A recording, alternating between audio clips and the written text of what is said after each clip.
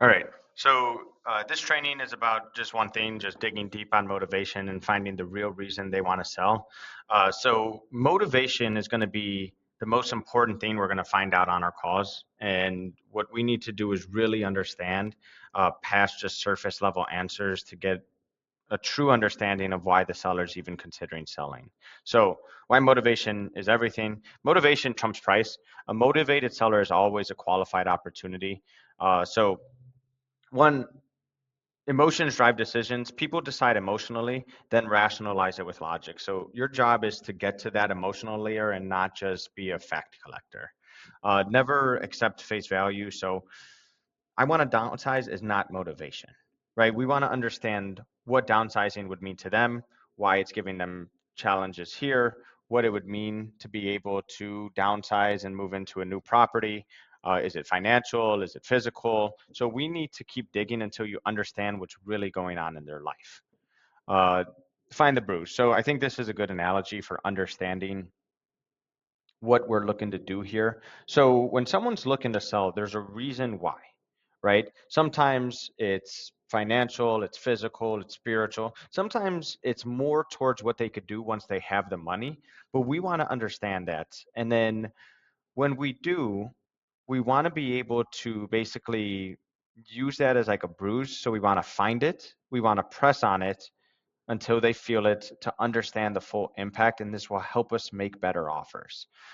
So the impact it would have to one, get it off their plate, or two, the impact it would have that allows them to do something in the future is what we want to understand.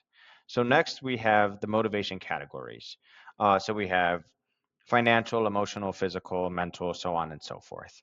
So we want to be able to explore all of them as they come up. Like obviously, we're not going to ask, "Hey, financially, how's this affecting you? Emotionally, physically, mentally?" But they'll let in, or they'll let you in on how they're feeling about things by by the conversation.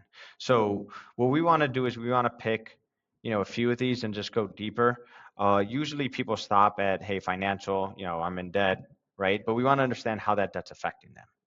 What is it?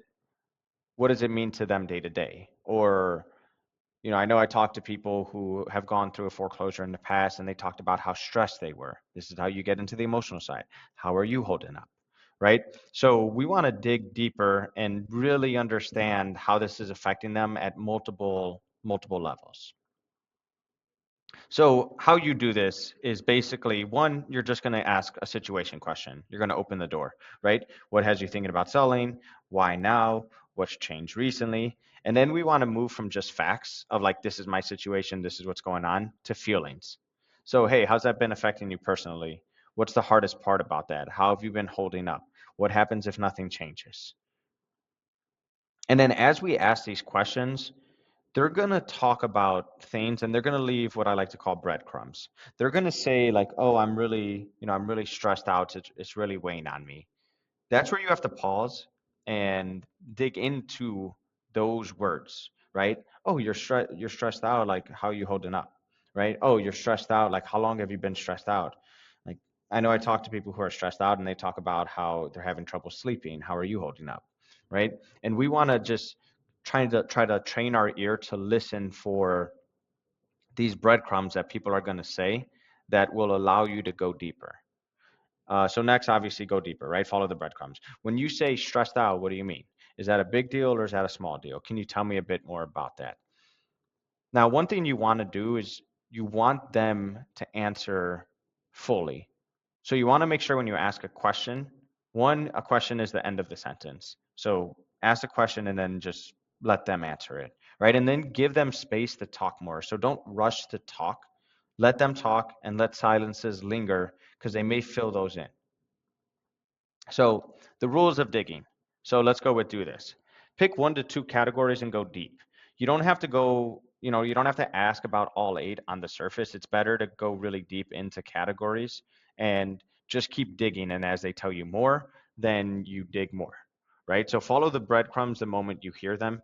One, if they're talking about something, you don't want to get derailed necessarily, but you want to make notes of like stressed out, tired, exhausted, uh,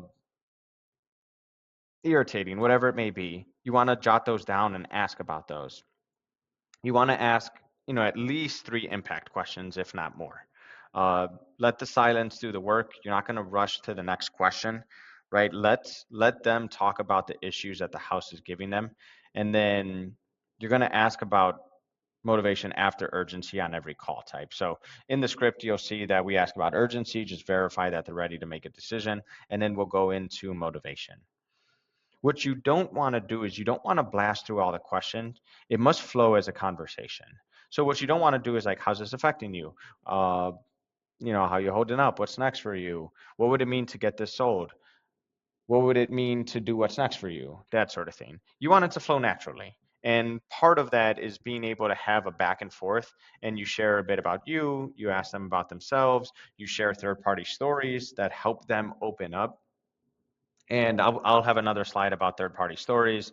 But basically, just really quickly, it's just a way to get them to open up. So I had talked about this, or I had given a few examples of that. But if someone says, they're stressed out, you talk about like, hey, what kind of let's see, what kind of stress, or like what's going on. Basically, I would say something along the lines of like, yeah, no, totally understand. I actually worked with someone recently who was going through the exact same thing you're going through. Let's say it's foreclosure, that was going through a foreclosure.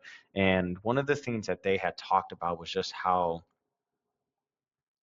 difficult it was for them during this time. They were having trouble sleeping. They were worried about losing the house. And when we were able to buy the house from them, they just felt so relieved. I'm curious, like, how are you holding up with things? That feels a lot more naturally than just going in and asking them question after question after question. And then again, then they'll answer, and then there will be breadcrumbs. There will be other things you can ask about and dig deeper into. Don't just accept I want to downsize. That's not a motivation. That's just a fact, right? I want to downsize. What's about downsizing? To Okay, let's see, where was I? So yeah, next, just making assumptions.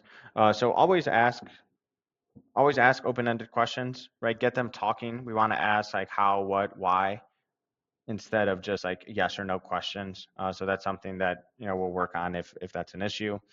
Don't rush past an emotional moment to get to price.